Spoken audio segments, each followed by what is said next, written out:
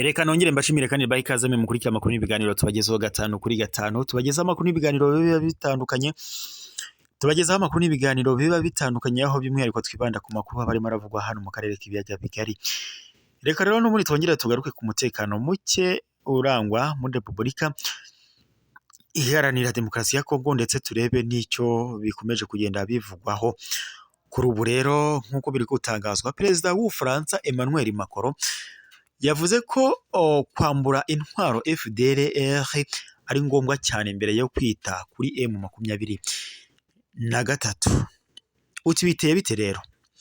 Ubwo yasubizaga ikibazo cy'umunyamakuru wari umubajije niba uruhare rw'Ubufaransa buzwiho kugirana umubano n'u Rwanda ndetse na Repubulika Iharanira Demokarasi ya Kongo rushobora kuba ingenzi mu gushakira igisubizo ibibazo by'umutekano muke ukomeje kugaragara mu burasirazuba bwa Repubulika Iharanira Demokarasi ya Kongo, nyuma y'uko bigaragara ko ibiganiro byabanje ntacyo byatanze. Perezida rero w'Ubufaransa Emmanuel Macron wari wakiriye Perezida wa Kongo Antoine Felix Tshisekedi Tshilombo yagaragaje ko kwambura intwaro FDLR ndetse no kuyishyira hamwe ari ngombwa mbere yo kwita kuri M23.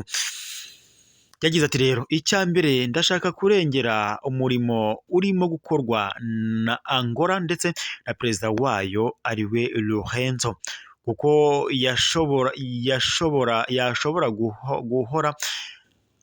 kuko nshobora guhora nenga inzira, ariko amaherezo ifite ishingiro ryo kubaho kandi ntabo babihatanira benshi bahari. Ibyo rero perezida wa Angola Lorenzo yemeje ni amahirwe mu karere, kandi ndizera ko nshobora no kuvuga no kuri Repubulika Iharanira Demokarasi ya Kongo, kandi ababikora afite ubushake bwinshi ubutari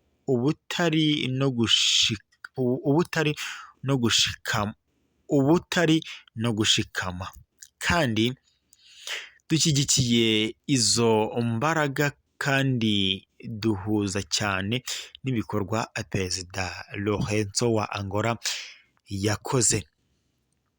Yakomeje agira ati rero ibyihutirwa muri iki gihe byaravuzwe, ni inzira yo kwambura intwaro no kuva ku butaka bw'imitwe yitwaje intwaro idafite icyo ihakora, hanyuma kwambura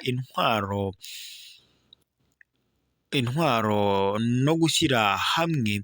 Niba nshobora kubivuga gutya, aba FDLR ku ruhande rumwe ndetse ni ingenzi kubambura intwaro mbere y'uko twita ku mutwe witwaje intwaro wa M23.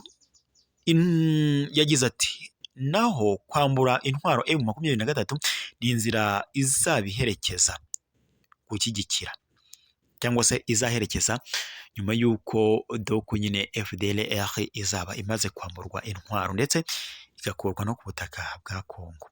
Yagize ati icyihutirwa kiri aha ni umutekano, ngiyo gahunda twakozeho, kandi rero ku bwanjye mu by'ukuri izi ntambwe nizo za mbere ubu zigomba gushyirwa mu bikorwa mu biganiro tugiye kugerageza gushyiraho cyangwa se gushyigikira.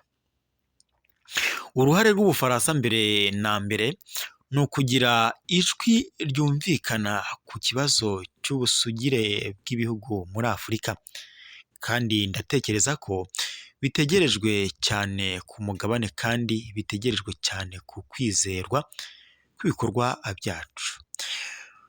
Narabivuze, nta na hamwe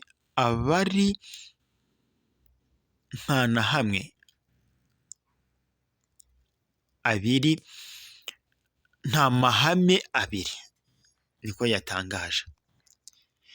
Yagize ati ntabwo rero dushobora kuvuga